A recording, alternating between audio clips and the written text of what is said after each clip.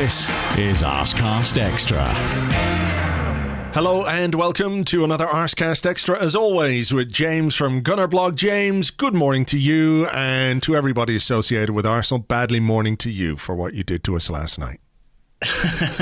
Yeah, badly morning to all the guys at Arsenal. How you doing, Andrew? I'm all right. I'm feeling a little remorseful, a little rueful, a little shamed. I rage ate a packet of yellow M&Ms last night. Right. Okay. A small packet or a big packet? Not the big packet, but not the small packet either, the kind of medium packet. Sure. A grab bag. Yeah, I had some at halftime. And then at the end I was like, okay, it's a little bit better, but I need this sugar. What can I tell you? Have you got a sort of an M&M hangover this morning? Something like that. I suppose it could be worse. There are worse hangovers you could be having, such as, whiskey or football. I've got one of those as well. I've got a football hangover too. How are you doing? Yeah, I'm all right, thanks. I'm good.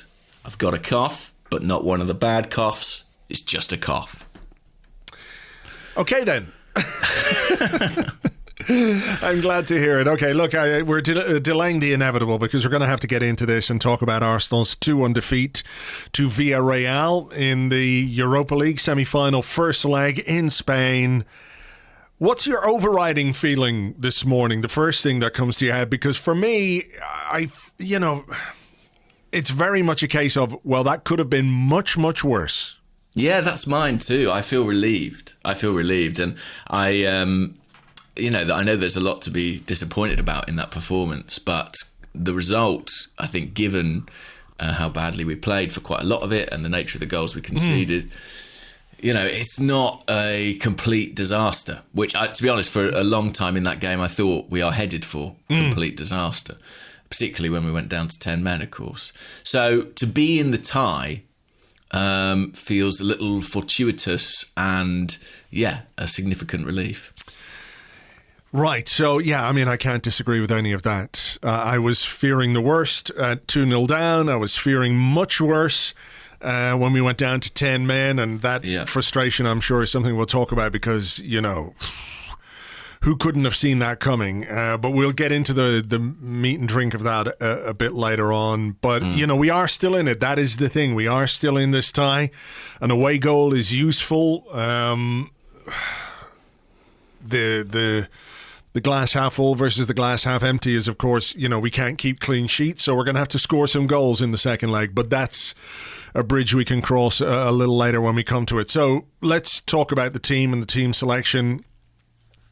And I suppose the place to start is the deployment of Emile Smith Rowe as a false nine. Now, the UEFA graphic showed Nicolas Pepe playing up front, but the UEFA graphic also showed us playing a 3-5-1-1 formation. So that wasn't right. We knew that wasn't right. I was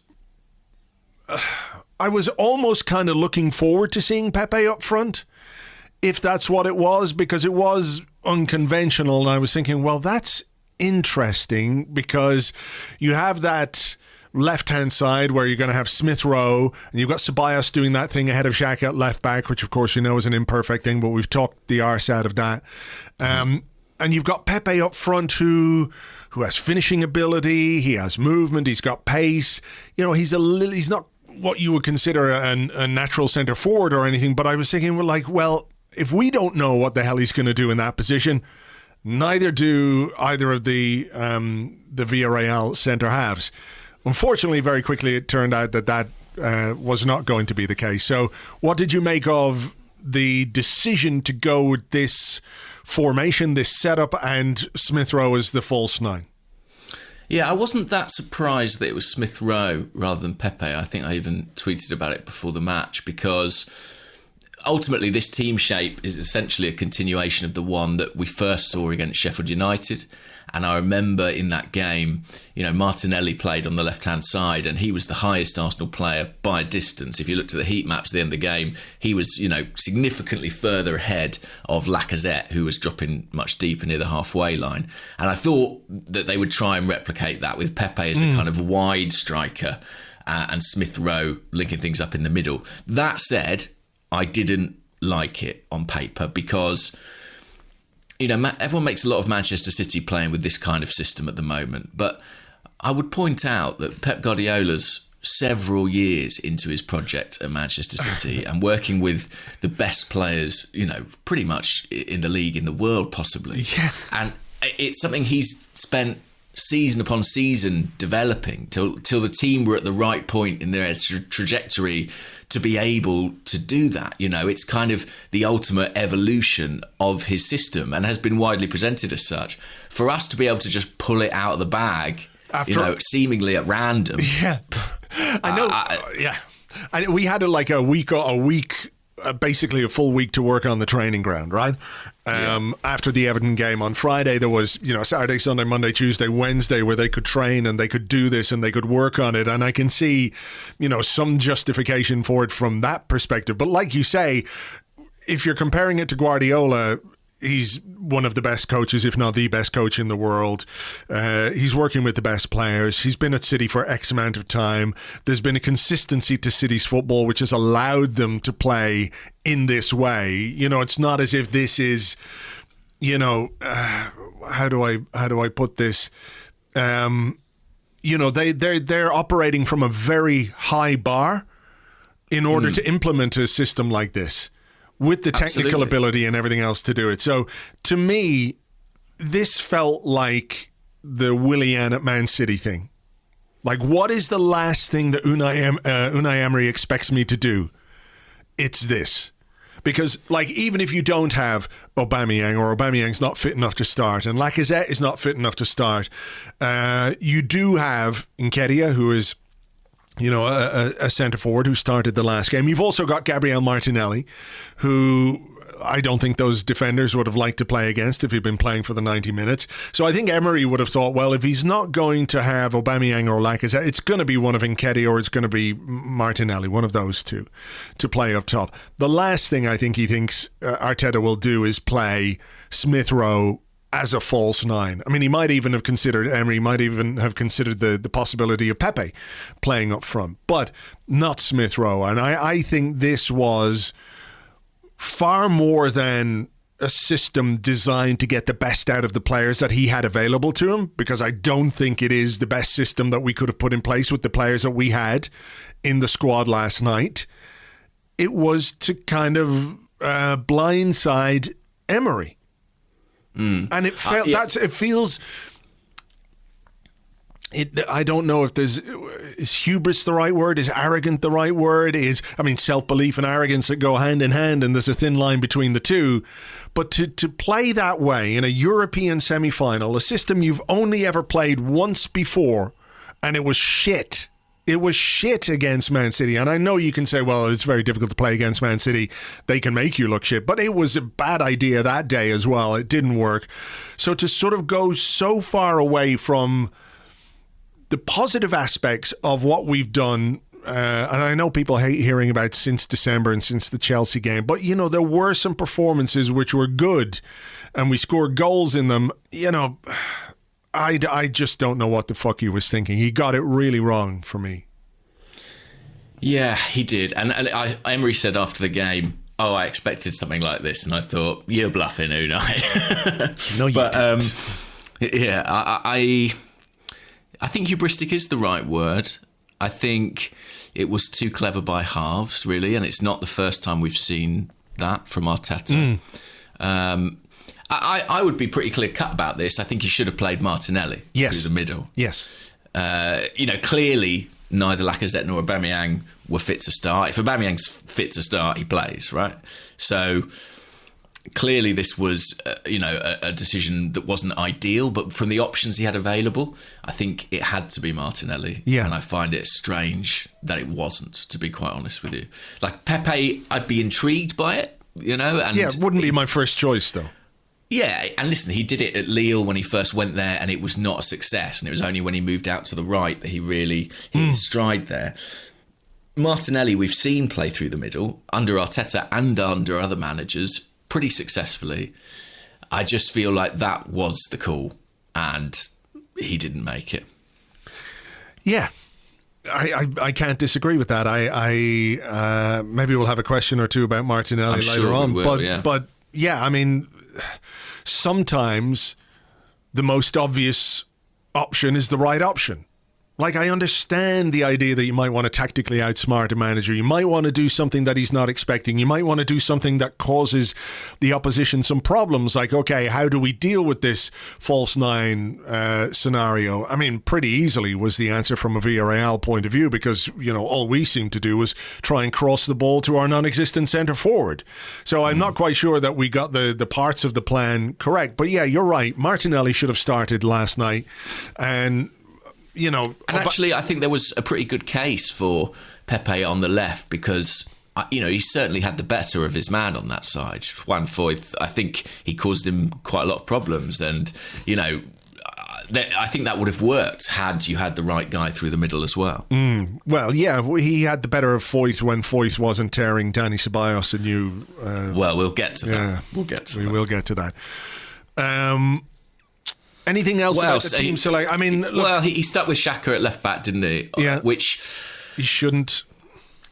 Yeah, I mean, the thing is, you know, on the one hand, I'm not sure. I think Cedric is a better left back than Xhaka. I'm really not sure about that. But Xhaka is a much better midfielder than Ceballos. Exactly. That's the other hand, and we paid the price for that in a big way in this game. What about the selection of Callum Chambers on the right-hand side? I mean, just makes me think it's finished for Bellerin. I mean, that's all I can say about that.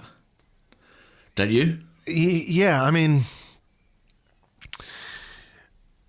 I don't dislike Callum Chambers at all. I think he's a nice guy and a decent footballer, but I don't really understand how you're going into a game of this magnitude with fullbacks, one of whom is a central midfielder and one of whom, despite the fact he has played quite a bit at right back, isn't really a right back. So you've got two fullbacks who aren't fullbacks. And I just don't know that you can do that. I would have played Bellerin. I know his form hasn't been great, but he's a better right back than Chambers.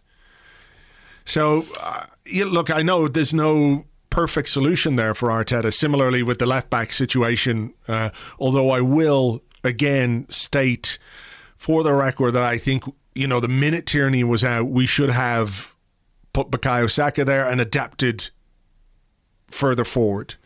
I know there were some issues, but I really think that would have been the best solution to our left back problem, rather than move a central midfielder there.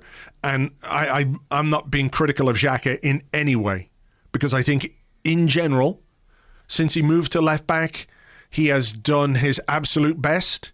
And I think he's been up against some difficult opposition. I think he's handled them pretty well. The last few minutes with Chukwueze, he won about 3 or 4 tackles in a row when he was exposed against him time and time and time again. His passing was off because I think he just wanted to get rid of the ball. It kept coming back. He kept having to make tackles. So it's not criticism of Xhaka, but what we've done by playing him there is we've had to completely modify the system and the way that we play to accommodate Xhaka at left back. So you put Ceballos in midfield to do that hybrid role in there, blah, blah, blah. You know, rather than just saying, okay, what is the closest facsimile we have to Kieran Tierney is Bukayo Saka. He's strong, he's quick, he can defend, he can get forward, he's got a left foot, he's got the ability to get up and down the pitch and do what a left back can do.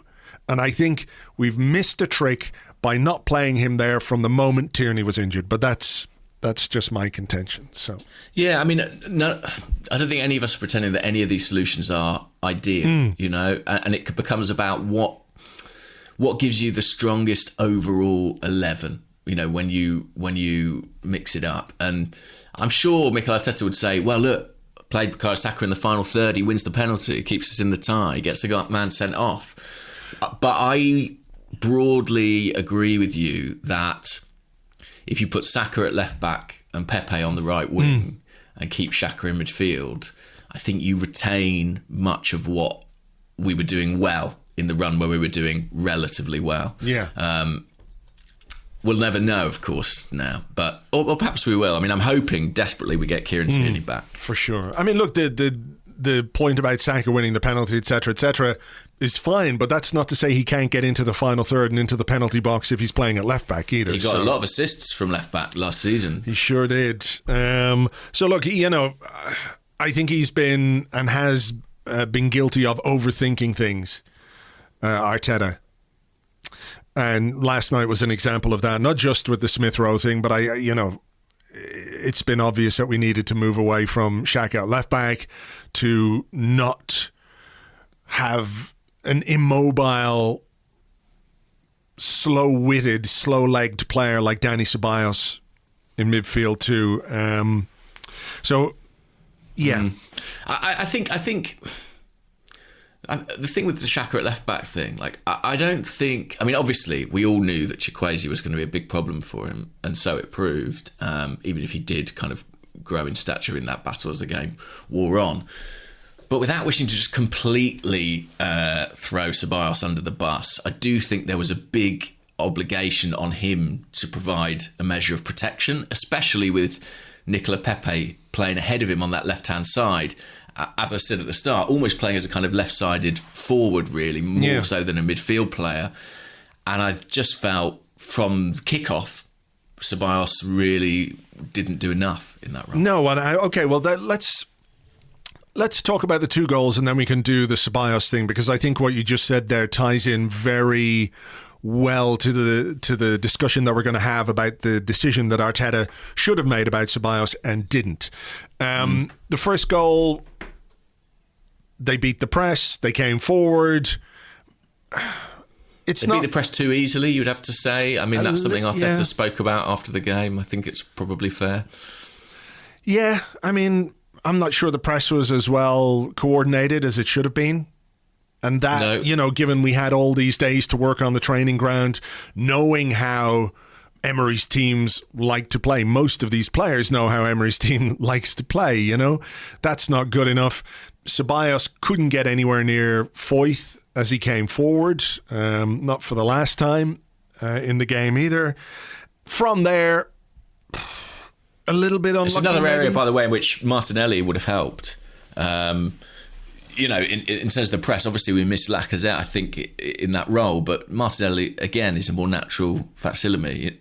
Someone who can actually chase defenders down and be a bit more engaged. But anyway, they get out. And then, as I said on Twitter last night, who can possibly live with the blistering pace and dribbling skill of Juan Foyth?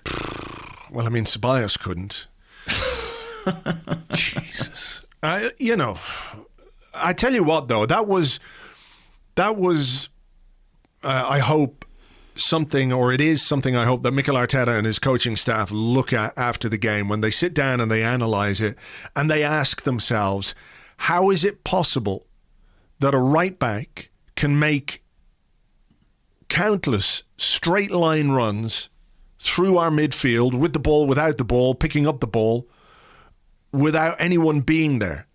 Like Ceballos was absent from that part, and that's another element of why we need Xhaka in there, because it's not to say that he's going to win a foot race or anything like that, but I just think having somebody in that position who stays more or less in that position rather than flitting around the pitch like some kind love-hungry moth looking for a light like Ceballos, it just gives you a bit more solidity in the centre of the pitch. I mean, we were run through time and time again. There was a moment, there was a chance, second half, I think it was, where they literally played a ball from the centre half. I think it came to Capoue, and it was a first-time ball from Capoue into Coquelin maybe, or another central midfield player.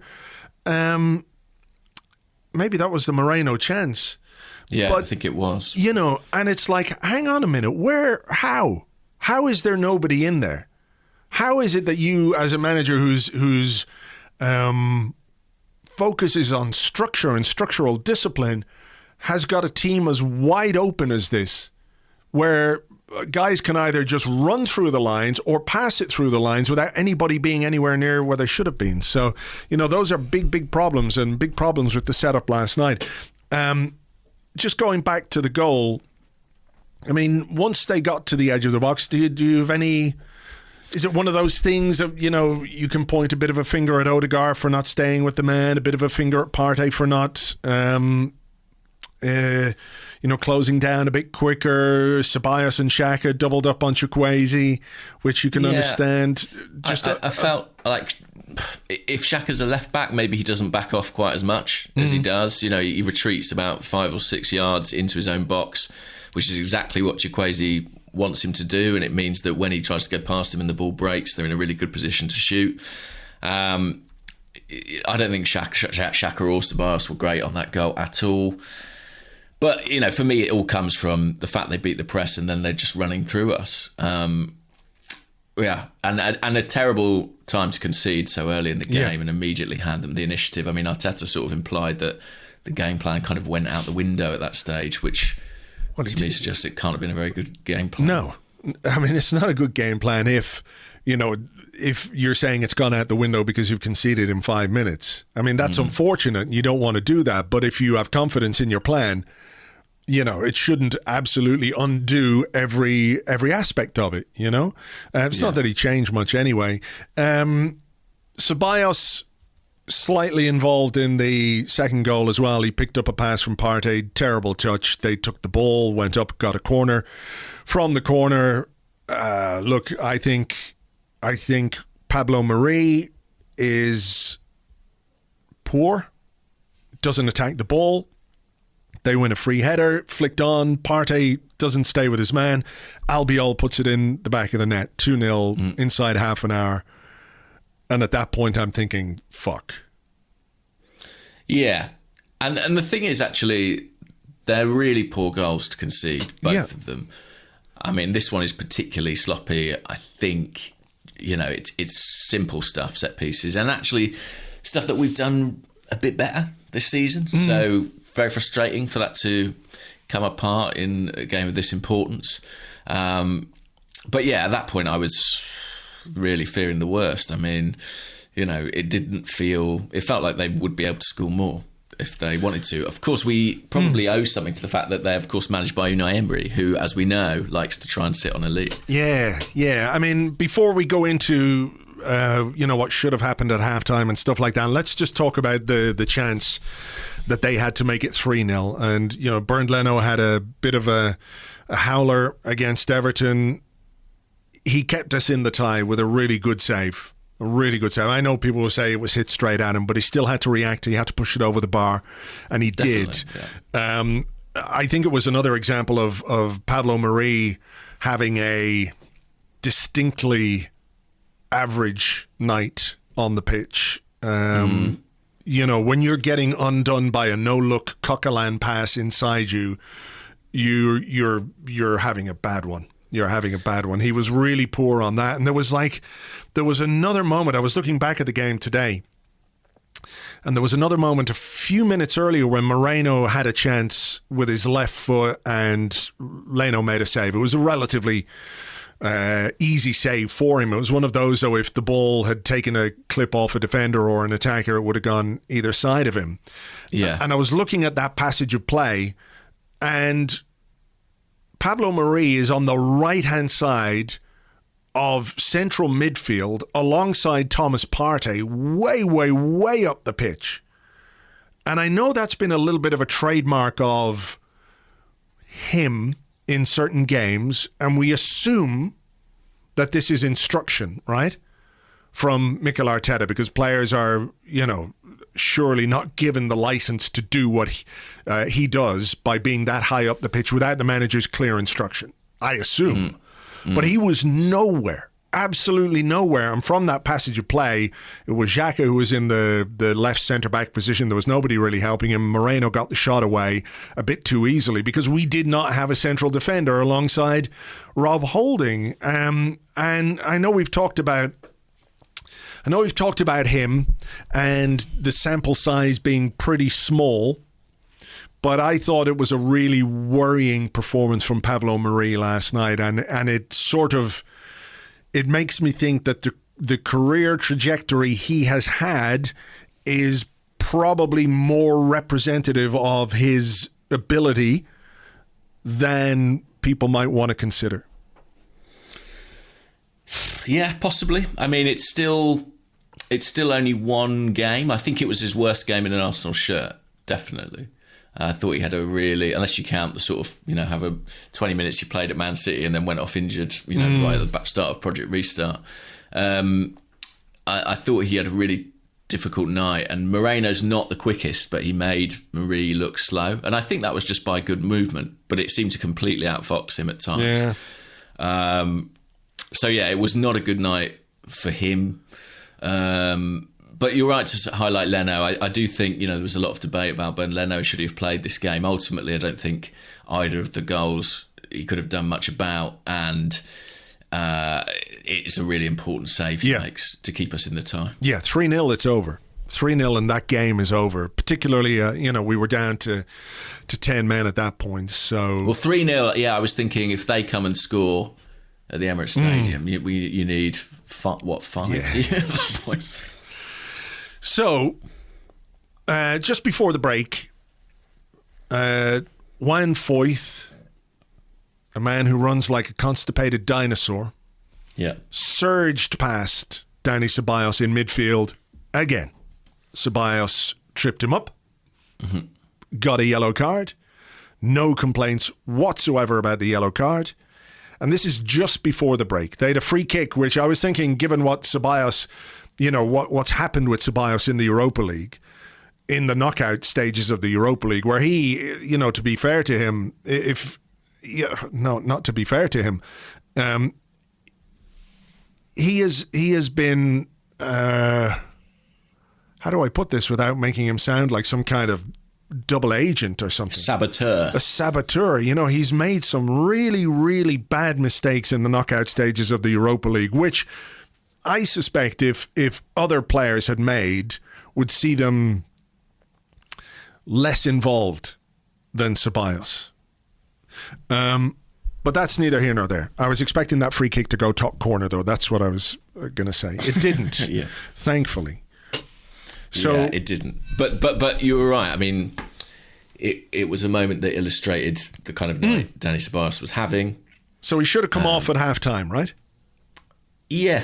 Even we can all sit here as Captain Hindsight and say, well, he got the red card, he got the second yellow, we could all see that coming. But literally everyone could see that coming. There was a pretty clear consensus about that. Yeah. And I'm not even, the yellow card isn't necessarily the main reason to take a guy off, because players get booked all the time. The main reason was because he was dreadful and they were exposing him time and time again, and our midfield was struggling and needed something different. That is why he should have come off, not necessarily just the yellow card. So were you surprised that when the teams came out at half-time, the only change was from Villarreal? I was a little bit surprised, to be honest. And it's interesting, we come up against Unai Emery and we're lamenting a lack of half-time subs. I mean, that guy loves half-time subs. That was his whole thing, right? Yeah. And I mean, in a way, his change probably partially proved their undoing. They didn't need to change anything. No. They were really pretty comfortable.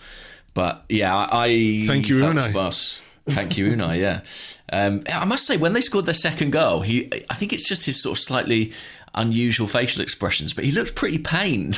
He did. I remember noticing that.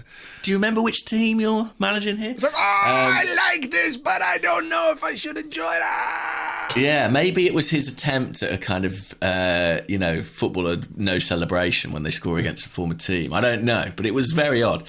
But yeah, I was surprised to see Ceballos come out for the second half. Who would you have brought on for him? I think I would have. Because the thing is, I think at 2-0 down, El Neni's probably not the answer. No, but I think what I would probably have done is taken. There's part of me that would have maybe put Saka at left back, but of course you're 2-0 down, so you're taking him away from a position where he can be dangerous, notwithstanding my previous point about this, which was broader about the use of Saka. So I think what I probably would have done was put Cedric on at left back, put Xhaka into midfield and take Ceballos off. Yeah, that's what I would have done. That's what I would have done.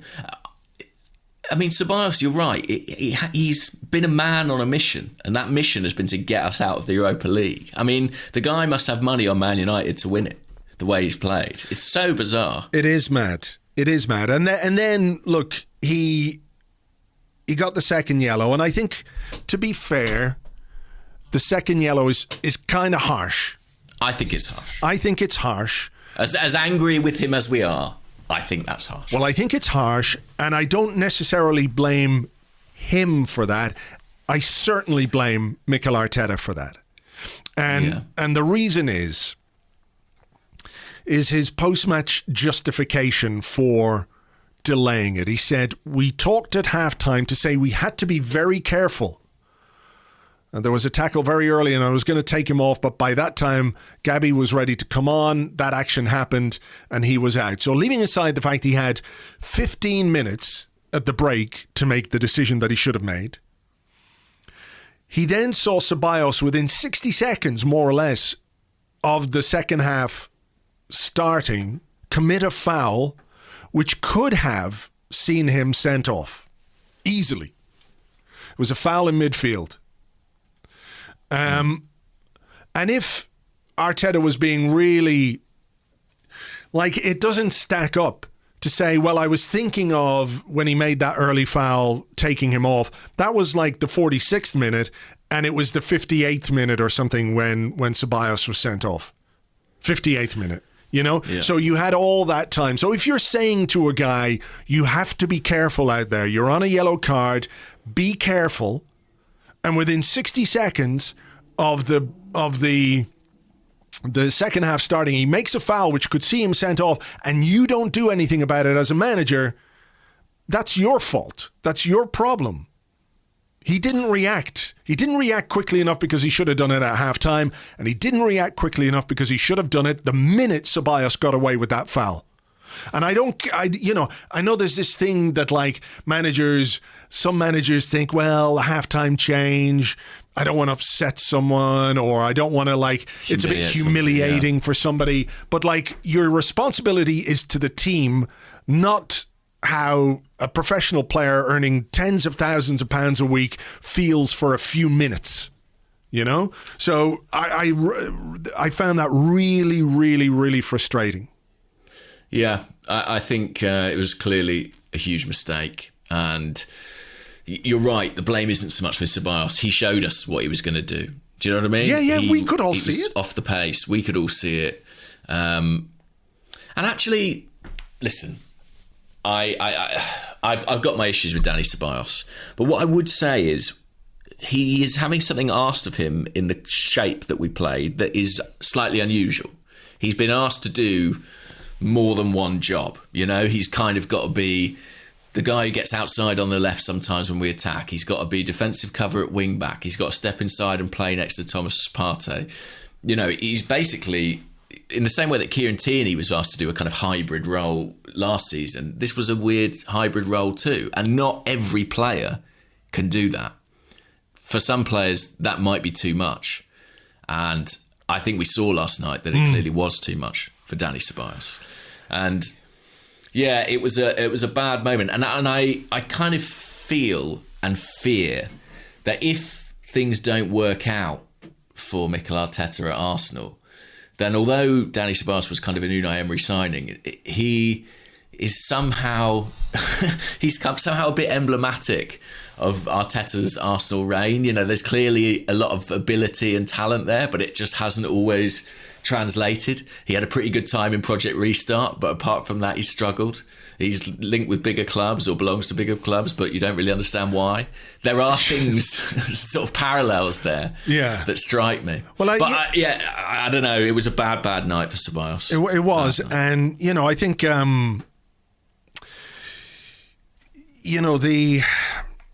the comments he made about, well, I don't think I'm really suited, or Spain suits me better, I think is what he said.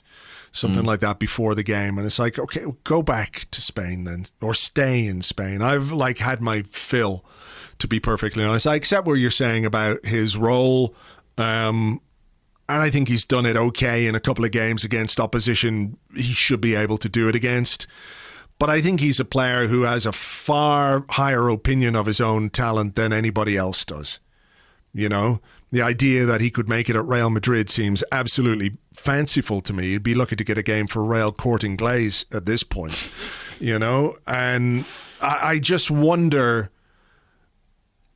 I know that broadly speaking, we were in favour generally. You know, I'm not going to speak on anyone's behalf, but I think as a fan base, because of what he did in Project Restart, because he was part of the team that won the FA Cup, I think there was broad support for bringing him back on loan. Well, it was cheap as well. It was an expedient solution. It was cheap. I do wonder if the minutes that he had got this season in midfield would have been better going to Ainsley Maitland-Niles or Joe Willock, because in terms of performance level, I don't know that they would be any worse. And in terms of what it might do for the development of those players, even if they don't make it at Arsenal or won't make it at Arsenal, you're putting Premier League minutes into them, which makes them more valuable if you decide to cash in. And what we've done is give minutes to a player who basically doesn't want to be at this club. Yeah, I do see that point. I think it's a consequence of financial constraints, to be honest. Yeah, I get it. I think it's about money. You know, if you want to buy Thomas Partey, you probably can't buy a central midfielder as well, you know, of the right level. But it will be strange, won't it, to reflect on 2 years with Dani Ceballos, where we put quite a lot of time into his development at some expense, and ultimately we'll get sort of nothing very much out of that. No. Decent five-a-side player, I'd say, but... Yeah.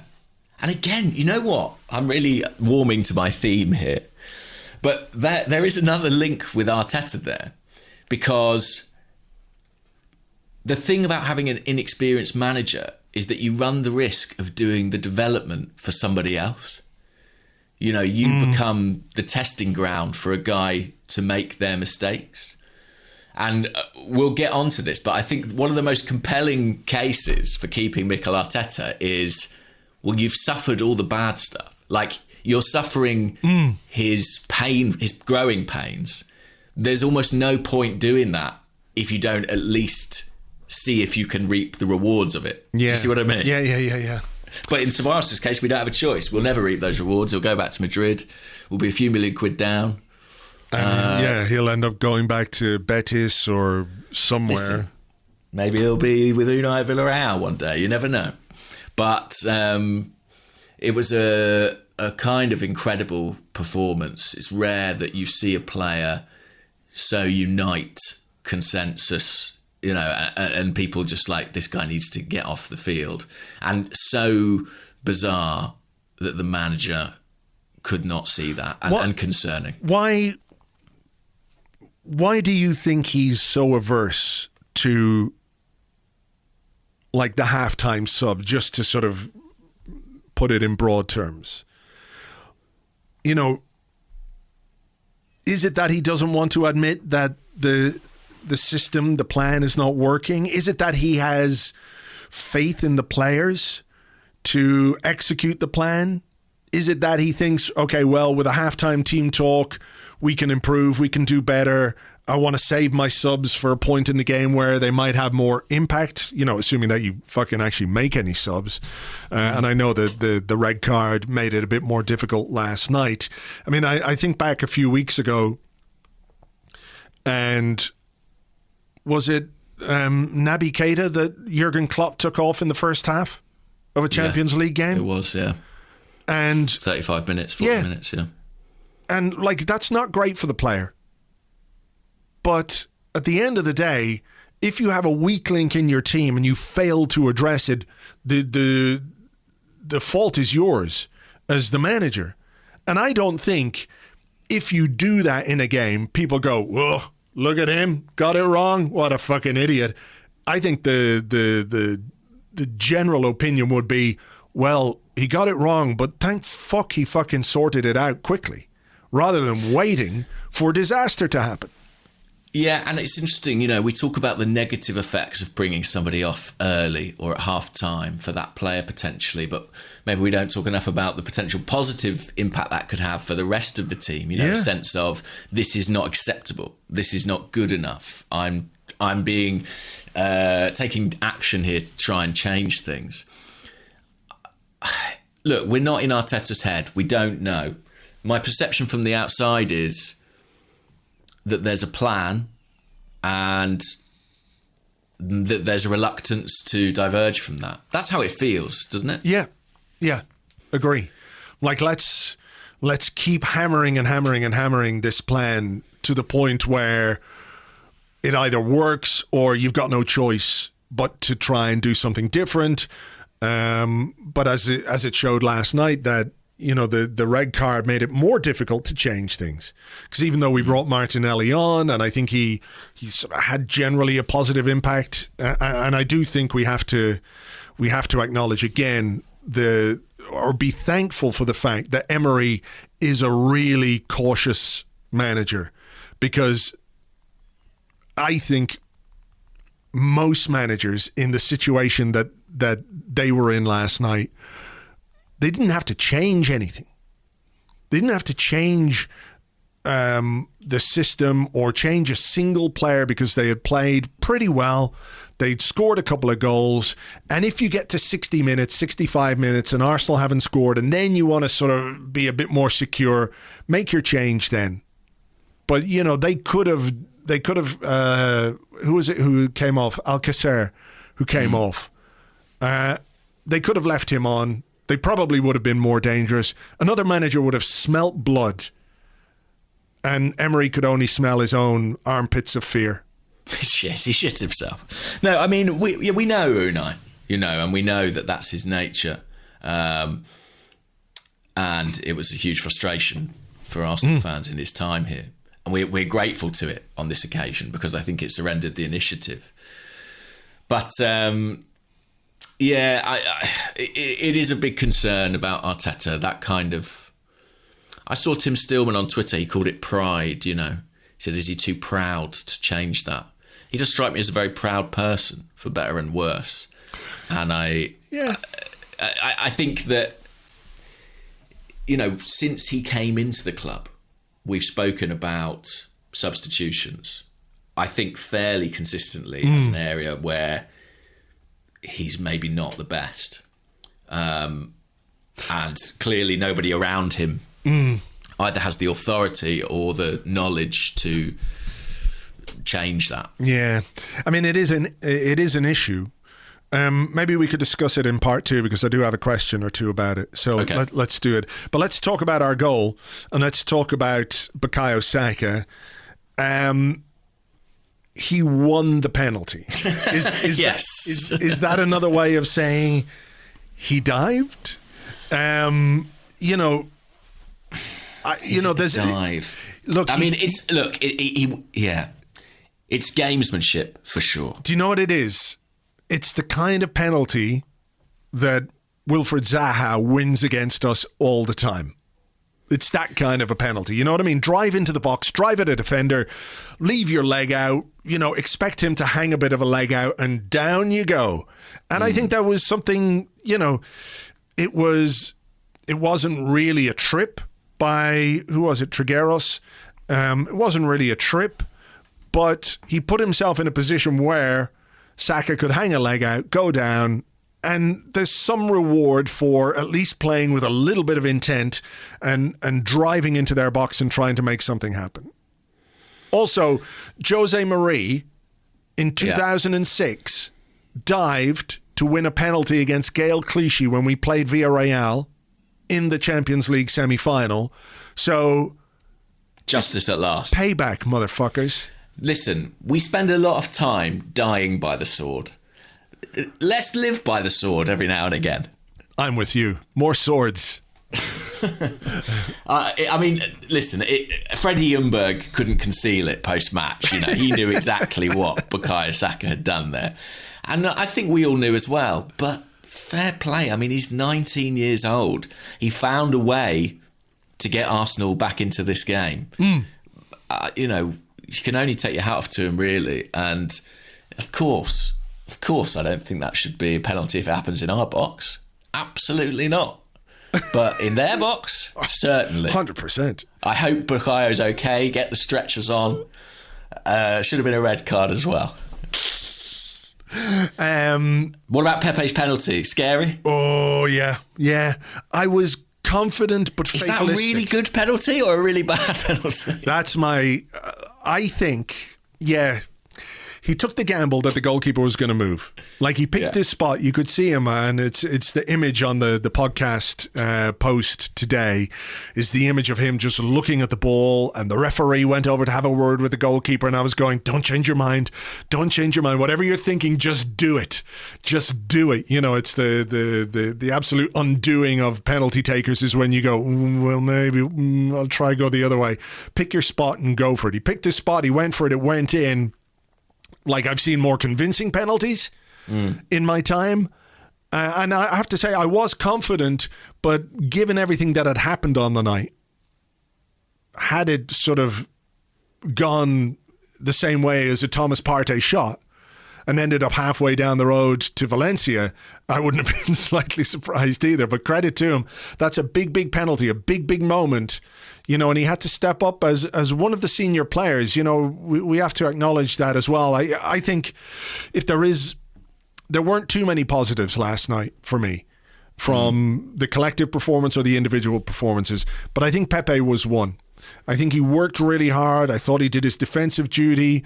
There were moments where he got back and he made life difficult. I remember him stopping one counter-attack in particular, and 2-0 down to 10 men, knowing how vital an away goal is. He held his nerve, he put the ball in the back of the net, and beyond that, I don't think we need to analyse the penalty any further. No, I agree, and I thought he was one of the positives. I think he's been the star, really, of our Europa League campaign, going right back to the group stage. We owe a debt to him for getting this far in the competition, and if we get to the final, I'm sure he'll be a big part of that too. Then... what happened next? They get a sending off? They get a sending off. I think, look, I think it's a little bit harsh on Capoue. Yeah. Because I think he slips. And players were slipping all over the pitch last night. Obviously, they watered the shit out of the pitch. Because players were going over all the time. Aubameyang got a yellow card for basically the same thing, didn't he? Where he was going in for a tackle, slipped, and it made it look a lot worse than it actually was. Do you think he was genuinely injured, or do you think he was just too embarrassed? In Spain, that he was absolutely fine after the game, and that he'll be available to play in the next game. I thought that as well. I thought he was just lying there. He was like, if I just stay here, lying on the floor, maybe it's like that when you think you're a kid, you think there's a monster under the bed, you just climb under the covers, and if I don't move, if the monster can't see me, he can't get me. The stay of execution was very funny, just sort of lying there, being like, eventually they'll take pity on me and decide to rescind this red card. He did slip. He did slip, but I guess at that point he's out of control, right? And, yeah. You know. Like, I'm not complaining about the yellow card. I thought there was a moment as well where he was going to get up and then went, nah, I'm just going to stay. Yeah, I think he was fine. I mean, I did say that I thought getting sent off and injured at the same time showed that the sort of Spurs DNA was very much alive within him. But apparently he was fine. It is a good one though, isn't it? It is one of the good ones. Remember we had a question from a few weeks ago about like what are the small things in football that you like or that are kind of really enjoyable? Red card for a guy going off on a stretcher, assuming he's not like really badly injured, is one of them. You know, I don't mean to say for a guy who's like, you know, sucking down oxygen with his leg in two places. Not that, but for something like that, love it. I enjoyed it too. So what were your thoughts? I suppose, what were your thoughts when we got to 2-1, and then did they change at all when we went to 10 men? Were you like, what we have, we hold, or were you thinking there could be more for us? No, I was thinking if we can keep this 2-1, I'm happy. Like, Please don't concede. Yeah, just don't concede. Like, if we can somehow get a goal, then great. But like, keep the focus on keeping them out. You know, when it was down to 10 men each, I wondered if the game might be a bit more even. And to be fair to Villarreal, they finished pretty strongly. They kept giving the ball to Chukwueze to try and go at Xhaka, who I thought dealt with him pretty well, one-on-one on an individual defending one-on-one basis, which isn't ordinarily what you would say is Granit Xhaka's strength. I thought he did really well. I would ask the question as to why we kept letting that happen and why we kept letting that overload happen. But to be fair to Xhaka, he dealt with it pretty well. I don't know that there was any significant chance for Villarreal. There was pressure, and I felt maybe we were asking for trouble a little bit in terms of how we were a bit sloppy on the ball. Like Xhaka would win the ball from Chukwueze and then give it away, or give it to someone else who would give it away and it'd come straight back. So I did have some concerns that we might the weight of that pressure might tell. But I really thought in the circumstances, 2-1, given everything that's gone on in this game, is an acceptable result to bring back to London in the context of that game and how it played out. Certainly, like I said, relieved. I mean, were you out of your seat when Aubameyang kind of went through at the end there? What a pass, and what a lovely take from Aubameyang to go around the defender. I think he slipped a little bit as well just as he hit it. So whether he's a little bit wide, it's not an easy chance. But you've seen him do it before. Him do it before, and I suppose that is one of the encouraging things on the night. There was a moment where he chased down one of the defenders, sprinted across the pitch. He looked quick. He looked sharp. I'm sure he was capable of more than 5 or 10 minutes or whatever it was he got at the end. I think physically he was obviously capable of a bit more than that. So that's an encouragement for me as well. So look, it would have been amazing to go 2-2. What a result that would have been. But given how the rest of it played out, I don't think we can complain about 2-1. I mean, we can complain about why it was 2-1 and all that kind of stuff. But in the end, I feared we would be dead and buried by the time the second leg was kicking off, and we're not. We're sort of hanging on in there. Yeah, and we've got a puncher's chance, I think, in the second leg, definitely. I mean, I wouldn't bank on us keeping a clean sheet, but because they've got some good attacking players, and I think we saw that last night. I mean, Chukwueze was, I think you're right, Xhaka did pretty well overall, but he was kind of a nightmare to play against. I mean, very tricky, guy who always looking to come inside. Clearly Moreno's a really good striker, got a great goal scoring record. So they've got players who can play. We're in it. I mean, I'd love to say we're in the same kind of position as United, 4-goal lead and what have you, but we've got a long way to go if we're going to get to this final. One final point before we go to part 2. I wish we'd played in our home kit. I know it makes no significant difference to anything, but I just wish we would. What colour did we wear? The kind of bluey, greeny thing. Right. Yeah. I don't. It irritates me as well when we do things like that. Yeah. I mean, they literally play in yellow, and that is historically our away kit. So how can it be a clash with our home? Yeah. Right. Anything else that you want to touch on, or will we deal with stuff in part 2? No, let's deal with it in part 2. All right. We'll be right back with your questions and more right after this.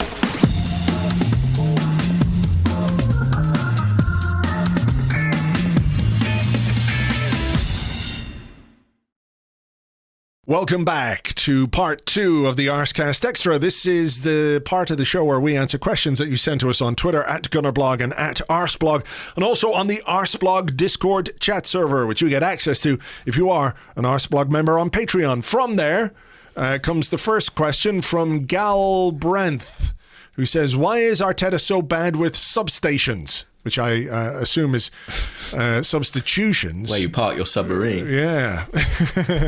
Or electrical engineering. I don't quite know why Mikel Arteta. Yeah. That was a hell of a cough. Thanks. Sorry.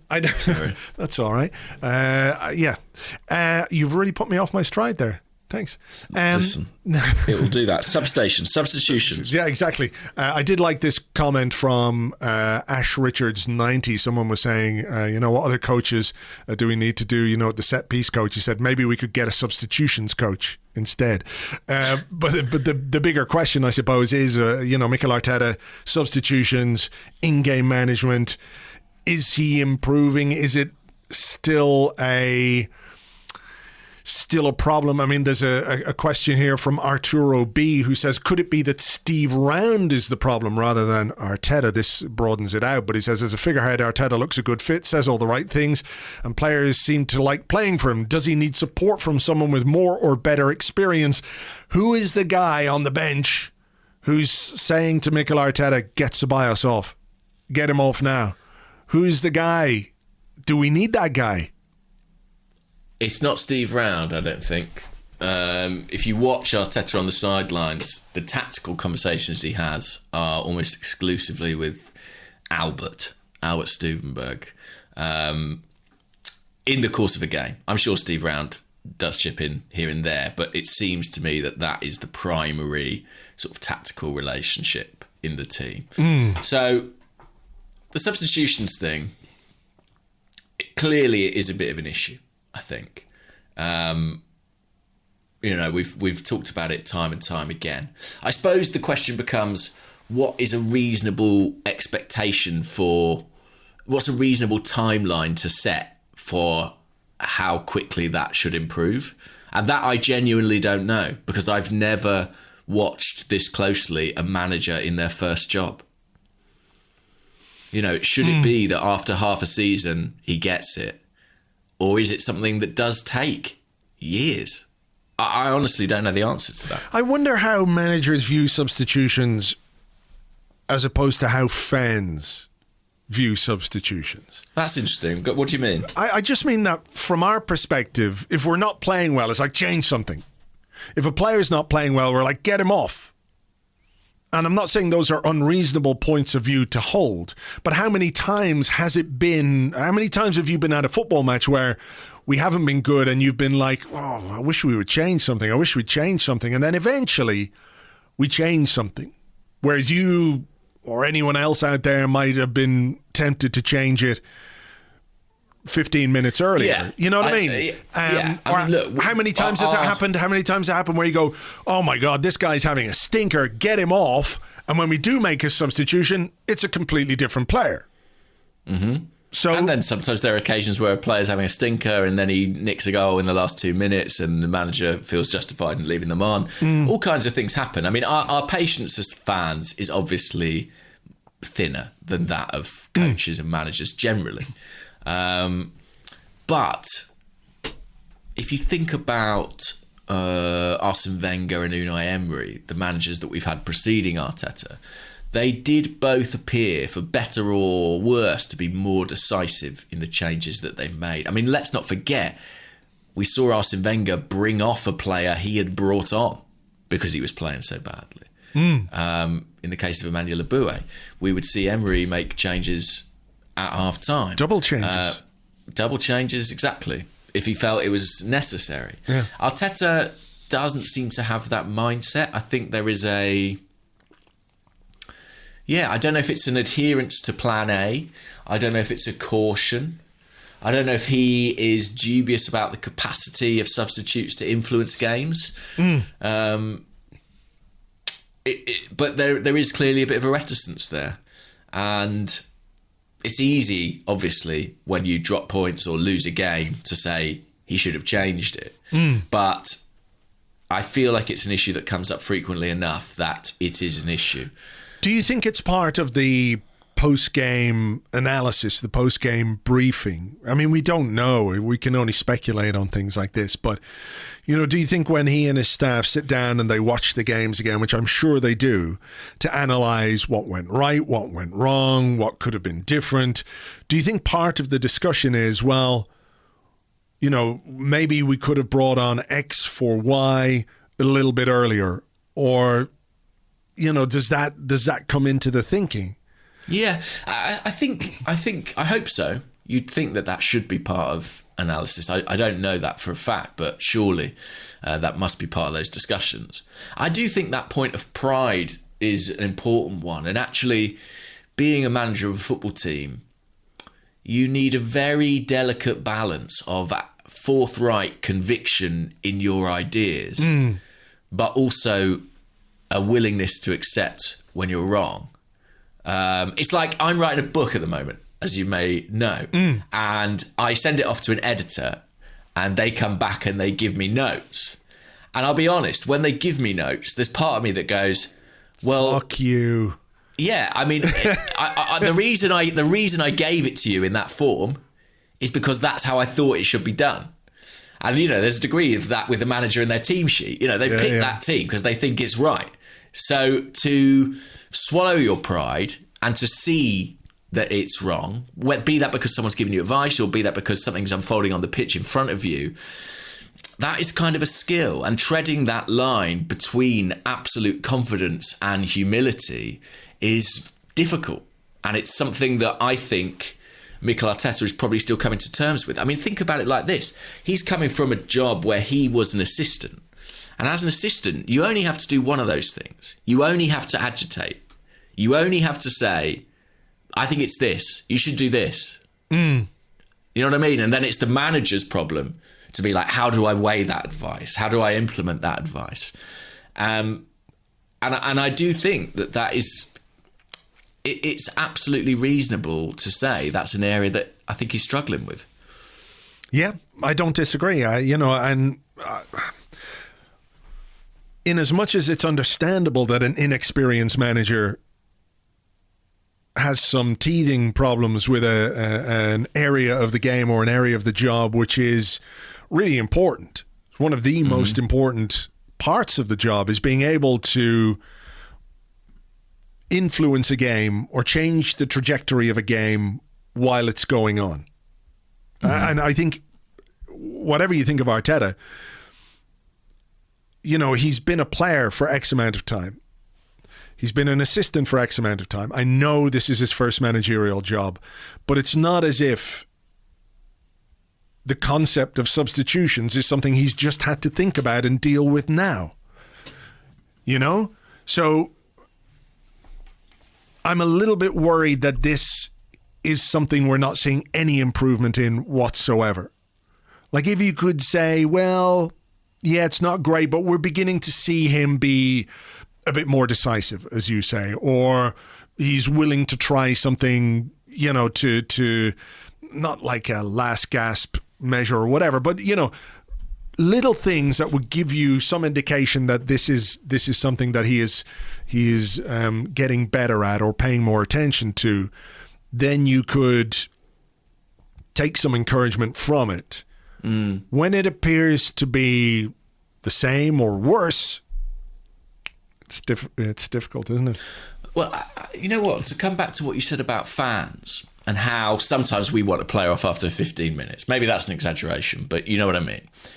That's ultimately a kind of instinctive, emotional decision.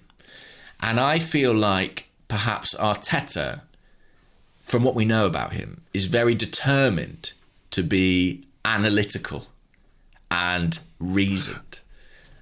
And maybe that is problematic. Okay, well, that takes me very nicely to a question from Jason Doyle, KBI, who's at JD Arsenal fan on Twitter. He says, is Arteta's biggest problem himself?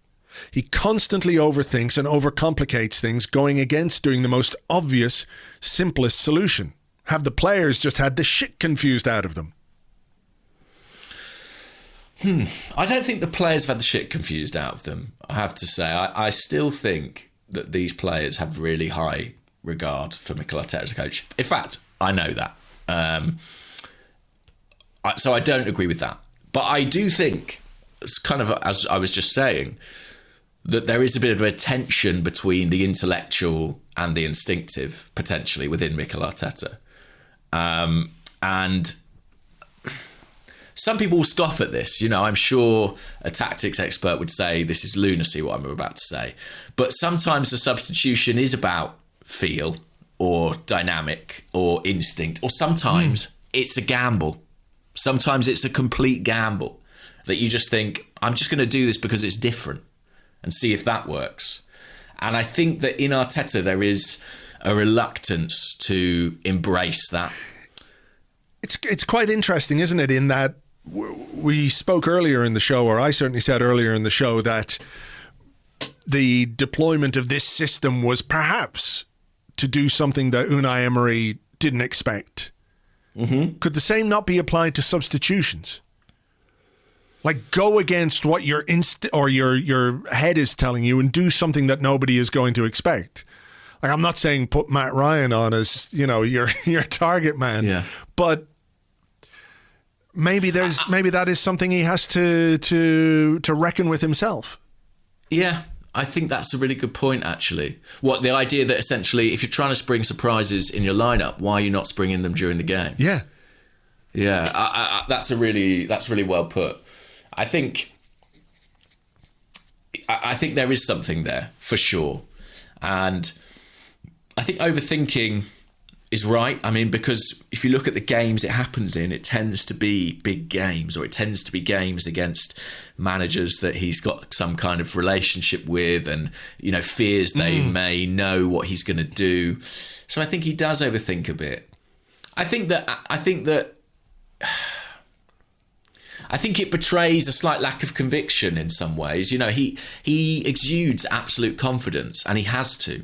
And he's had to since day one in the job, because he walked in as a guy with no CV and, no credentials apart from his time as an assistant. He had to win those players round. And in order to do that, he had to show absolute conviction and absolute belief at all times.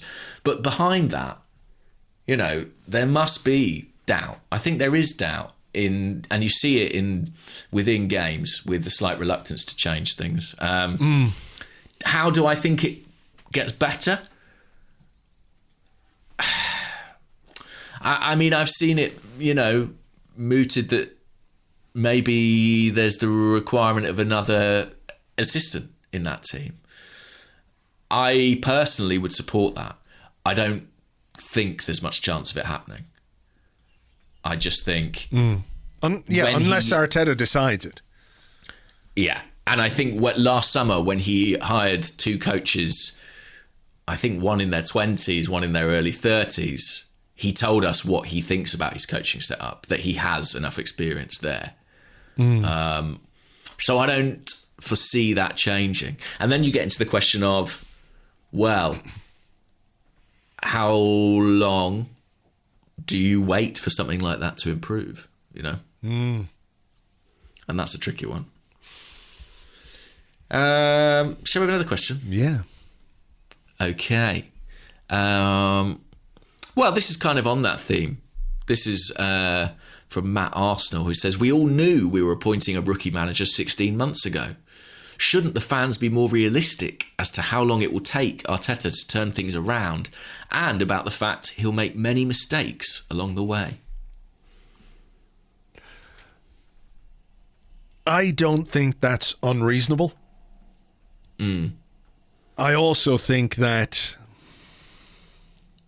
I think a lot of fans have been and continue to be patient. I think so. It'd be hard to kind of put a finger in the air and sort of say what the exact sentiment is right now. Certainly, I think there are more doubts about Arteta at this point than there were at the start of the season. But I think there's been a reasonable degree of patience shown. Oh, I think so too. I think there has and continues to be. But I think the patience is being undermined by performances and results that we know, despite the inexperience of the manager, are not acceptable for a football club like Arsenal. Like, it's just ludicrous to think he was going to come in and be brilliant. It's ludicrous to think that he was going to come in and not make mistakes.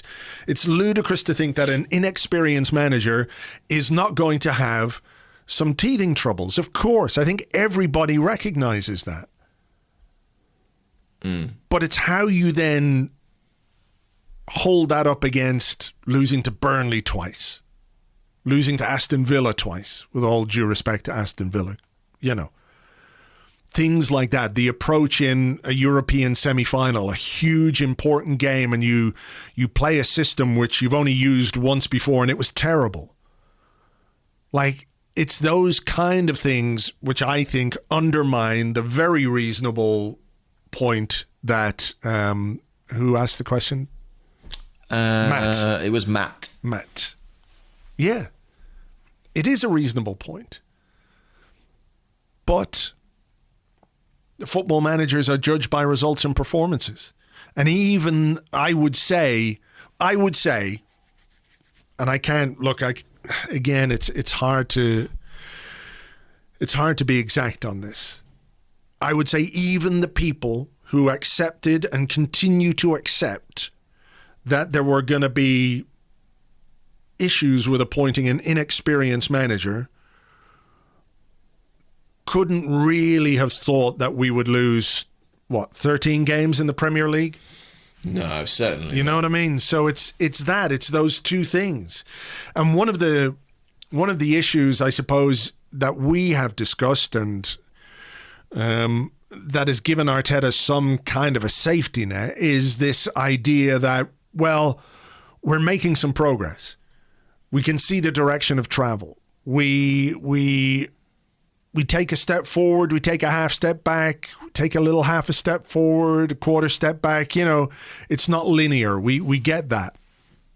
But increasingly it's difficult to see what the direction of travel is other than having to keep turning corners because we put ourselves in the shit. You know what I mean? Like if we were a team that was playing really good attacking football and not scoring enough goals, you say, well, the solution might be to get, better forwards or what have you. It's still very difficult to understand how it is Arteta wants us to attack, how he wants us to create chances. Like, do you not get the feeling sometimes? I'm not sure that's true. Well, how do you see it? Because it feels to me like we are a team whose idea is to create almost the perfect chance to score a goal. I certainly think there's too much of that. Yeah. And a big part of football is imperfection. That a goal doesn't have to come from 17 triangles, 18 passes, and it's great if you can do that. But a goal can skid in off someone's arse. A goal is Frank reacting. Lampard made a career out of exactly. hot shots from the edge of the box that deflected in. A goal is being sharper in the box than somebody else. It's reacting quicker to somebody else. It's being able to create a moment by an individual. It's I just feel like there's too much structure without the players of the technical quality to play with that structure. And then it just becomes this kind of war of attrition where you're asking players to do things they're really not that capable of doing. Yeah, the reason I slightly take issue with the attacking point is simply that I think since Emile Smith Rowe and Martin Odegaard came into the team, there have been games where those two, Bukayo Saka, Nicolas Pepe, Pierre-Emerick Aubameyang, Alexander Lacazette, have shown ways of combining that I think illustrate a potential attacking threat. And I think in the recent run of games, we've been without a good number of those players. So I think it's easily forgotten that there was some progress made on that front. I think you can kind of decipher a vision that is based around players like Smith Rowe and Saka in terms of how we want to play. But we're not there at all. And your point about us having lost too many games is absolutely right. And this is the very, very, I can't remember, I think we had this conversation in November when Arsenal were losing game after game. Football's a mental business because you are trying to balance the long term with the short term all the time. And fans want you to do both. But truthfully, they care much more about the short term. Truthfully, they care much more about the full-time score on a Saturday. And that is defining. It's what gets managers hired and managers fired. And you can have a 5-year plan, or, and Arsenal, I think, given where they are, how far they are off where they want to be, given the ages of their best players or their most exciting prospects, people like Pepe, Martinelli, Saka, Smith Rowe, given the age of the bloody manager, who's, not even 40, they should be thinking in my opinion, like 5-year terms. But there's a problem with that. Fans don't want to pay for the most expensive season tickets in the country to watch Arsenal be mediocre for another 2 years. And the big problem is that Arsenal have not, since they moved to the Emirates Stadium in that early period then, found a way to communicate that idea in a way that supporters can buy into. Yeah. Because they always come out with some shit about challenging for the biggest trophies. And the disparity between that and the reality of where they are now leads to supporters being unhappy. Yeah. I believe that if you could... This is quite wanky language, but if you could tell a compelling story about where you were going over the next 5 years, you would stand a better chance of getting people to be along for the ride, bumps and all. As it is, there isn't that clarity of vision, and so we just feel like we're going nowhere. I think that's a good point. And it's not the first time that we have spoken about the communication that comes from the club. And I think what's interesting is that generally, although he's become a little more difficult to listen to because results have been poor, Arteta is probably the best at that side that's his of skill. Things. Yeah, one of his big skills. If there are there are obviously people who want something different, and I think there are people who are encouraged by his acknowledgement of where Arsenal have been bad and what needs to improve and how we need to improve it on the pitch, off the pitch, culture, all of those kind of things, however seriously you want to take them.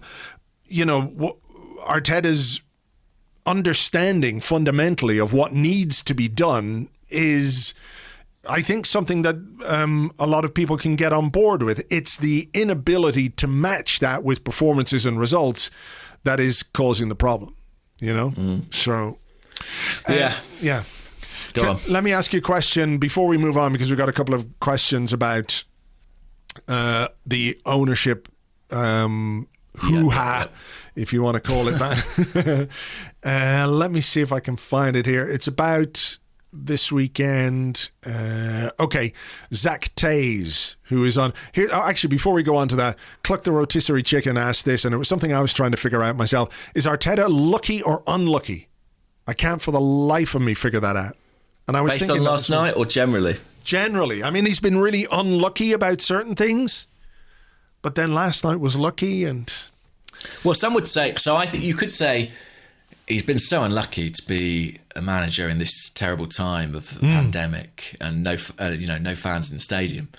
And you could flip that on its head and say he's very lucky there aren't any fans in the stadium. Get out clause and there's no fans in the stadium. I think my overriding sense, and I know people will just say this is a bias because I don't dislike Mikel Arteta as much as some. I think he's been unlucky in the course of games. I think if you look at the decisions that we've had on things like VAR, I'm trying to be objective about it and not just have my Arsenal bias on. But I do think he's been a bit unfortunate in that regard. But I think the wider context of would these results be acceptable to paying fans? Certainly not. Yeah. It's but the thing is, again, this is sort of, it doesn't really matter, because it doesn't really matter if he does everything right. It doesn't really matter if he's a brilliant tactical mind and a great communicator. If he doesn't get results, ultimately that only means so much. And it makes you popular among your players and among your staff and among your executives. But you need to win games. And he's not doing that enough at the present time. We don't do enough. Okay, here's a question from Zach Tays, who says, would you play there's loads of them. He said, would you play Aubameyang, Tierney, Lacazette, Luiz on Sunday to build up a bit of match fitness or sharpness, or do we have to risk that they're ready to go full throttle on Thursday? And there was another question I had here on Twitter. Let me see. It comes from Joe, who's at Red and White 11. Said Odegaard looked off the pace last night, which is understandable. Is it worth getting some minutes into him and potentially Tierney, Luiz, Aubameyang at the weekend to get them sharp for next Thursday? Or is it better to rest and not risk any further injury? Where do you find the balance between this essentially meaningless game on Thursday, given the importance, or on Sunday rather, against Newcastle, against the importance of beating Villarreal in the second leg at the Emirates, where our record isn't great. So how do you view that one? Well, having just said it's important to win games and results are everything, blah blah blah, I promise you I don't care about the result on Sunday. I really, really don't care. I can't remember many Premier League games where I've cared less than this. I don't know if that must just tell you about where our domestic season is, I guess. However, I do think it's a useful opportunity to potentially get some minutes in those legs. Ideally, you want Kieran Tierney to play against Villarreal next week. I think there's a pretty good case you want David Luiz to play against Villarreal next week. I think you want Gabriel to play against Villarreal next week. Yeah, probably with Luiz. And then I think certainly one of Aubameyang or Lacazette. Now, I think what you do with those players at the weekend varies. So say someone like Kieran Tierney, I wonder if half an hour to 45 minutes might be enough for him. Whereas, this is a medical decision. I guess they'll make it on that basis. But someone like Aubameyang, maybe he can do an hour. Maybe there are players who will need more game time than others, Yeah, look, I'd start Aubameyang. If he's fit enough to be on the bench, he's fit enough to start a game, particularly one in which we can take him off after an hour if we want. And realistically, it's not going to make a huge difference to our season. You know what I mean? We could take him off after an hour, but of course Mikel Arteta doesn't do that. So he's guaranteed 72 minutes, I think. He'll take him off in the 94th minute to put Willian on to make sure Willie gets his contract. Yeah, that was strange. Yeah. But I think you're right. Aubameyang could start, Luiz could start, Gabriel should start at the weekend. I think we need to get Hector Bellerin back in the team at right back, Cedric at left back, and then you bring on Tierney for the last 30 minutes to give him a run out if he's fit to do that. If he is available to do that. He's way ahead of schedule. Way ahead. The fact that he was in contention for the game tells you he's ahead of schedule, because it was like a 4 to 6 week injury and that was only 3 weeks ago. So, as much as the game doesn't matter, I think it is a useful exercise to get some of these guys back onto the pitch, get some playing time, get a little bit of rhythm. If they do have an error in them, get it out of you against Newcastle, because, like I said, the damage, as much as, I can't say, like you, I don't care about what happens against Newcastle. I do, because it's a game, and once the game is on, I want us to win. And if we lose, I'm not going to be happy about the fact that we've lost, because I think there is still, in as much as the Premier League season is irrelevant, there's still a badge to play for, a shirt to play for, pride to play for, and people might laugh at those kind of things, but they're important. They are important. If you actually want to make some progress, you don't just meekly accept defeat just because you've got a bigger game coming up on Thursday, because that kind of mindset runs through a football club like a fucking bad pint on a night out, and the next day you're on the toilet and it's not good, So I do think the Newcastle game matters in that sense. It's not like the points are going to, catapult us back to where we need to get to. But I just think in terms of the approach, the attitude, what you're willing to accept as a football team, as manager, as players, we need to see something. Oh yeah, I want them to care. I want them to play like it matters. Sure. I want them to win. I just mean that I won't. I'll get over it, I think, if we don't. But the priority for me has got to be getting these players in shape for Thursday, because based on what we saw last night, we really, really need them. Okay. Okay. How about this one from Not Max?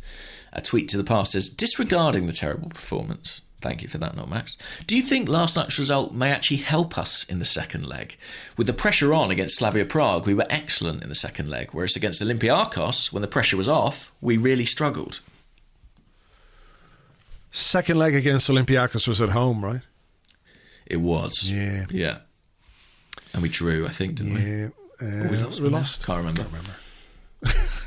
How quickly we forget games that we were mad about at the time. Well, they all blur into one at this stage. Does it help us? I mean, look, what we have to do is obvious. We have to score at least twice.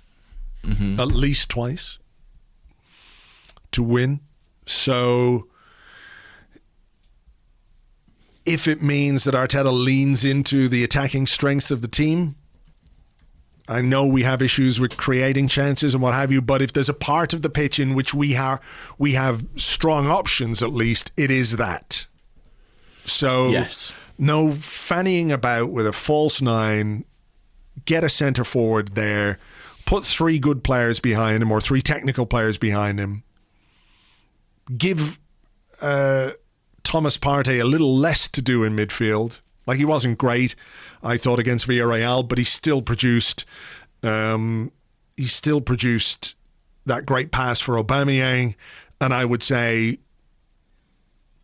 who can play well when you're carrying a 12-stone sack of Spanish potatoes on your back, like Ceballos? So, structure your team to its strength and go for it. So, I mean, in that sense, what we have to do is clear. Whether we can do it or not, that remains to be seen. Yeah, I guess we'll see if there is a plan to attack, because that's what we need to do. Okay, here is a question from the Discord from JT, who says, Daniel Ek's takeover bid seems unlikely to succeed. However, with former players on board and Ek seemingly happy to play the long game, could they function as a kind of pressure group for the Cronkies? And I think I had another one here. No, I'll come back to that one. So I've got another question to follow that up with, but your thoughts on that one first. I think that's their intention. I think if you look at the way Daniel Ek and the other people involved have gone about this, they started on social media. They've then gone via the media in other means. I think clearly their hope is that at the next Cronky out protest, there's a few Ek in placards. What the Ek? Yeah, exactly. And I think that is their intention, that they want to make this a public battle. Alisher Usmanov tried the same tactics with the Cronkies. He was very explicit in terms of, I would put money into the club and I've been an Arsenal fan forever. Maybe it felt a little bit more hollow coming from him, but ultimately it didn't move the Cronkies. And I have to be honest, I don't see this having a great impact either. I mean, I heard Arsenal Vision, I don't know if it was on their Patreon feed or their normal feed, but they had a really good podcast with Giant Gooner, Matt, who works in this takeover field. And he was saying, if I wanted to do a deal with the Cronkies, I would find a way to make personal contact with them. I would befriend them. I'd get them on side. I'd say, this football club's going to end up costing you money. Are you sure you want to be dealing with this hassle? Yeah. I would be doing my business privately. And I strongly suspect that would prove more successful than what we're currently seeing. What do you think? I just don't think that if you want to buy a football club for £2 billion or more, and I'm struggling to understand why any businessman would want to pay £2 billion for a club like Arsenal at the moment. You know, given the uncertainty in the market, given the lack of success, and the fact that we appear to be sort of a mid-table treading water team, leaving aside the fan credentials, because, you know, I thought that was an interesting part of Daniel Ek's interview where he said, I love the club, I love the players, and of course, I love the fans. I mean, you love the fans? Really? Mm-hmm. You know, I want fan engagement, blah, blah, blah. You were well briefed on that. I just don't think a coherent, well thought out takeover bid comes from a tweet and then an interview on CNBC. Like, I can't say. He said he was serious, so we take him at face value. He says he secured the funds, so he's got the funds. I imagine that means we're looking at a leveraged buyout kind of scenario where the loans are put on the club, same way as the Glazers did with Manchester United, and you're talking £2 billion worth of finance that the club will then have to somehow service. So I'm not sure it's that positive. I don't think they are there to act as a pressure group for the Cronkies. I don't think that's the intention. But if their presence sees the Cronkies react, then maybe that's the best we can hope for. I don't see any real possibility of Daniel Ek buying Arsenal. I would be hugely surprised. Mm-hmm. And I think Matt, I haven't had a chance to listen to that podcast yet, but I think he's absolutely right that even if your approach isn't like, come on, let's be friendly. Look, you know, I'll take this off your hands, chaps. Even if it's not that, I think you're misjudging KSE and the Cronkies if you think you can or should go about this the way that he has gone about it so far. I think it has almost the opposite effect. Yeah, exactly. I think there was a quote, wasn't there, doing the rounds from Arsene Wenger during the week. He was on beIN Sport and he was asked about it. And it was like, I'll help Arsenal whatever way I can, as if it was, you know, him siding with the Ek deal. And it wasn't really. It was just a really throwaway comment going, well, if Arsenal want me to help, I'll help whatever way I can. It wasn't like I want to get involved in this. But he made the point that he was like, deals like this, they don't happen in public. You find out about them when they're done. That's how you find out. I mean, that was what happened with Usmanov. You know, consistently he said, I'm not selling my shares, I'm not selling my shares. And Kroenke said, I'm not selling my shares, I'm not selling my shares. And then, you know, there were some whispers for a little bit of time that Usmanov was maybe willing to sell. And then it just happened one day. Deal done, all done in the background. Nobody knew jack shit about it, and it was done. And that's how these things happen. They don't happen because a very rich Arsenal fan put out a tweet at a highly emotive point of the season during the protests and all of those kind of things. I just don't believe that's how this can happen. Even if he's got the best intentions, that's not the way it works. I fear that's the case, yeah.